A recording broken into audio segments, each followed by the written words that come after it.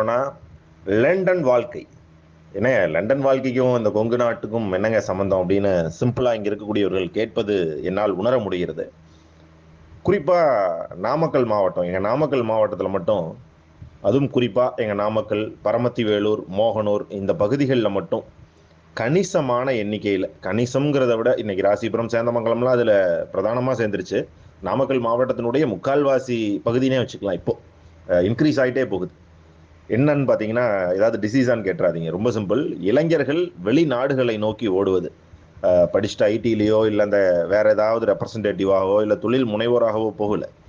எப்படி நார்த்ல இருந்து இளைஞர் கூட்டம் இங்க வந்து வேலைக்கு வர்றாங்களோ, அதை போல குடும்ப பொருளாதாரத்தின் தேவை அறிந்தும், இல்ல சுத்தி இருக்கக்கூடிய சூழ்நிலைகளாலையும் வேற வழியே இல்லாமல் இளைஞர் கூட்டம் இன்னைக்கு வெளிநாடுகளை தேடி ஓடுது. அது உண்மையாலுமே அதை பத்தி நினைக்கும் போது